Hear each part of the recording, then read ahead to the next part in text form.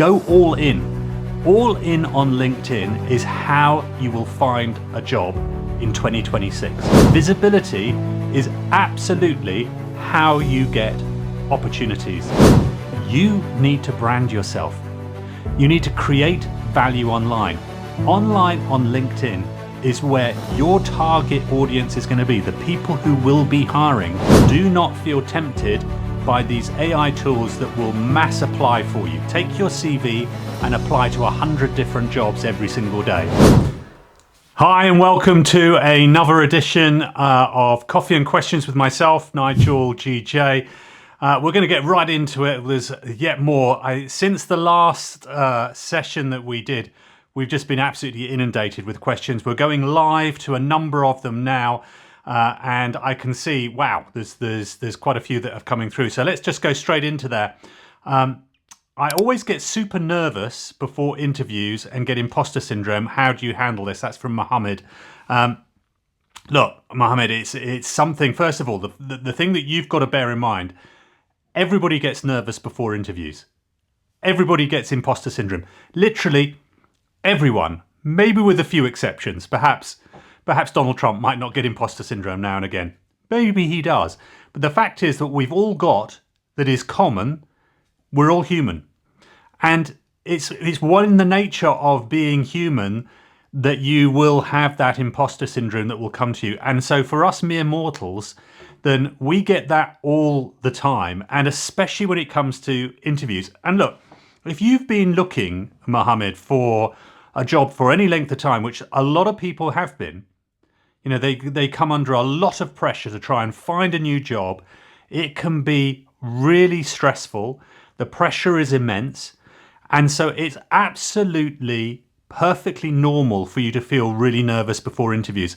I know I've had exactly that a number of times where I've really wanted a job. I've really worked hard. I've done all of my preparation for it. But in some respects, I did too much and I got myself so wound up prior to the interview that I ended up wanting to speak a million miles an hour to get all that information out. So I just went into overdrive, a sort of verbal overdrive, spoke too much and just completely stuffed up the interview as a consequence. So look, there's a number of things that you can do. The first thing is to practice tonality. That is how you are speaking, the tones that you put in there, and also your pace as well. So the most natural thing is when you're nervous in the interview is to speak super quickly. But what you've got to do is to learn how to slow that down. The more that you can slow that down, the more everything within you starts to slow down as well. And your mind will do that as well for you. What it'll mean is that your brain will start to slow and catch up with the way that you're speaking. And therefore, you're going to have more time to be able to seem composed, answer the questions correctly. And when you speak in that slower way, it exudes confidence. The person interviewing you will see you as being a confident individual on top of your game, able to add value, demonstrating your skill articulately. That is when you make a big difference. And that's something that I would really recommend doing. How do you do that? It is practice. And that means getting your mobile phone, this thing here, this is your friend. This is the thing that you need to use all the time. Practice with it. I know at first it'll feel super awkward, but just start videoing yourself. You don't need any fancy setup or anything like that. Just literally put it up on its side, record yourself, or even just hold it up and just record yourself. And learn how to start speaking. Get some sample questions and start to answer them. And then you can start seeing how you do that. So I think, practice those things, Mohammed. I think what you will find is absolutely that's going to really help you an awful lot. And then we've got another question here from Sarah. What's the worst career advice you hear constantly?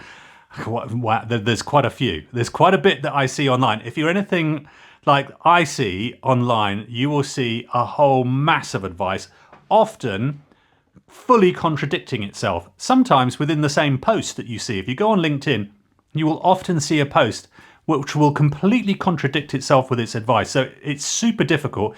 So I absolutely hear from you. But I would say that the number one worst career advice that I keep constantly hearing is apply for more jobs, that volume beats anything. And it doesn't. Quantity does not beat quality when it comes to job searching.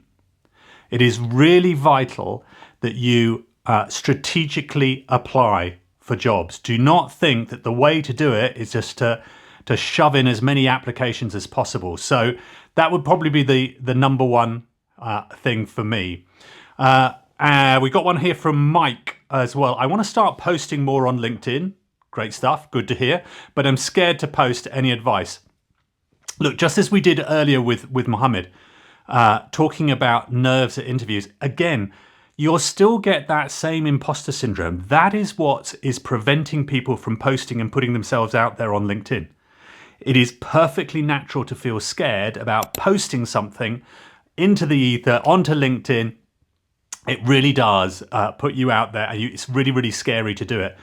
But in this day and age, if you're going to try and make way and make headroom into the job search marketplace, you have to be getting onto LinkedIn. You have to be creating great content. Go all in.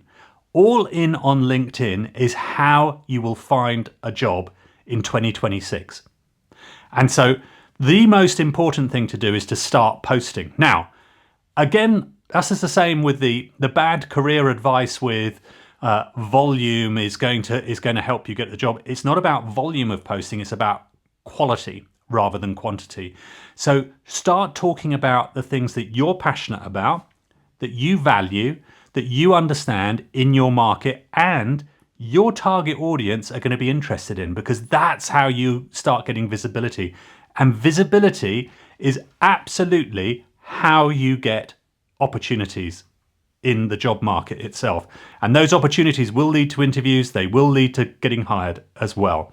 But look, great question there. So really good to see it. I've got another one coming up here from Bob. Will this job market get any better? Quick answer is yes, it will. It will do. You know, we're living in a bit of a perfect storm right now. It is an unusual job market. For sure, there are macroeconomic issues that you keep having. All of these issues in terms of what's happening around the world with different conflicts. There's some economic downturn. We're still suffering from the hangover from COVID. It was a massive impact to the global economy. And then you throw into all of that AI. And AI is having a massive impact as well, as companies look to see how can we do things internally more efficiently and better using AI. And of course, that's having an impact on other areas on it. So look, it will work itself out. And so for sure, the job market is going to improve. But that's why it's so important in this particularly challenging marketplace to position yourself really well. And LinkedIn is how you can do that. Getting yourself out there, branding yourself correctly by having an amazing profile, creating great content, and above all, engaging with your target audience. And that's by commenting, directly speaking to them, sparking up conversations. That's how you can beat this job market.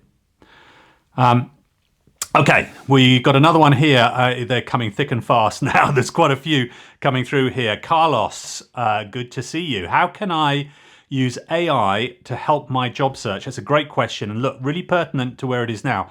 I'm going to answer that by saying, look, I'll tell you how you should not use AI to help your job search. And the way that you do not use AI to help your job search is 100% do not feel tempted by these AI tools that will mass apply for you. Take your CV and apply to 100 different jobs every single day.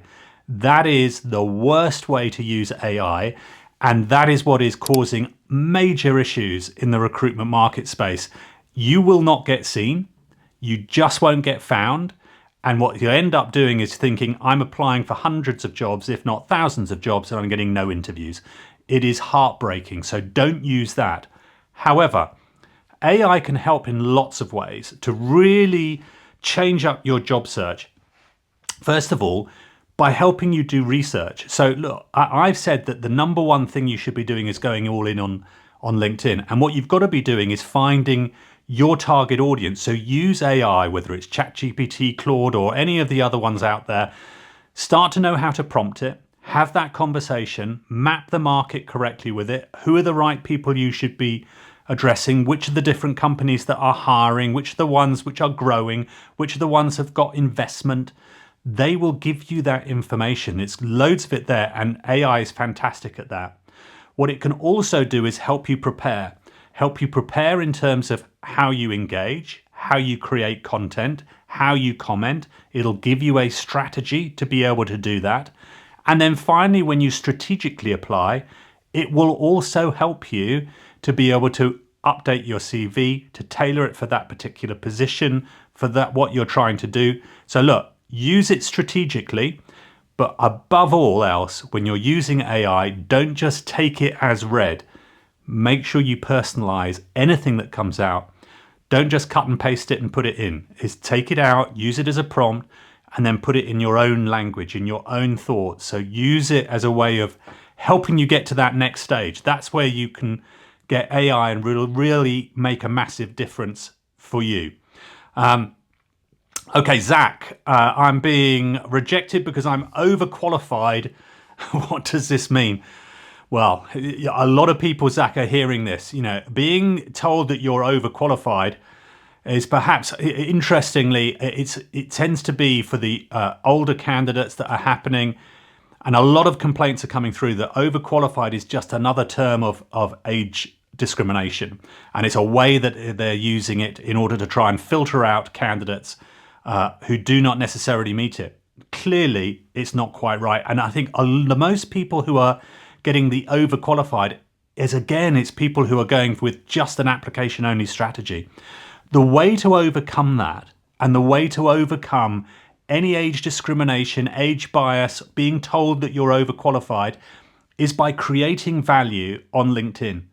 Create value, not just in your profile, but in your content, in your engagement, how you are actually engaging with your target audience online. That's how you're going to make a real big difference, and how you get through that age bias that keeps on creeping in for anyone over a certain age. Ebony, we've got one from yourself. Is work from home killing business? Well, now that really is that's a dicey topic. Look, I don't, it's horses for courses, and it's happened a lot that, look, for some people, remote working is 100% really good for them. For some people, working in the office is ideal for them. And for some people, a blend of it. For companies, I think there has to be that sort of recognition of the fact that the way that we work has changed and has adapted. And some of the very best companies out there, the ones that are really making a big difference, are the ones that are providing the ability to do either work remotely or work in the office, or indeed a hybrid between the two. But they're working together in partnership with their employees to find out what works for everyone's individual circumstance, and can companies really support their staff in order to do that. I think if you do have that and support the fact of the different ways that people work, that's when you get the very best out of people. And when you get the very best out of people, that is always good for business. So I don't think it's as simple as saying that remote working is good for, is killing business and you've all got to get into the office. I think there's a happy medium there from both of it. Okay, look, I think we've got time for just one more from Ben. I graduated over a year ago and still haven't been able to land a graduate job. What should I do? Ben, look, I really, really feel for you. Absolutely. Most grads out there are really, really struggling with finding work. In fact, I've seen data that's come out and reports, not just in the UK, but in Europe, across North America. It's basically a global issue where people are coming out of university. And in the past, maybe just 5 years ago, even less than that, they were able to take advantage of all of these numerous graduate schemes, intern schemes, entry-level schemes that were happening, and they're just not happening anymore. They have been reduced drastically. So it means that whereas before you were competing against 20 or 30 other graduates for one role, it's now turned into 200 or 300 other graduates for one role.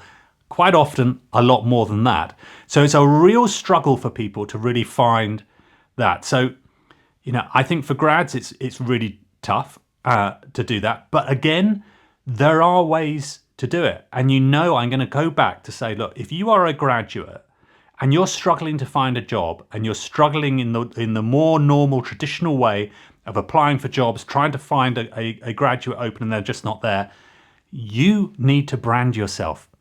You need to create value online. Online on LinkedIn is where your target audience is going to be, the people who will be hiring, and you can demonstrate your value and your ability there. And it's not just about, well, I haven't done a job, so what do? I can just put something there.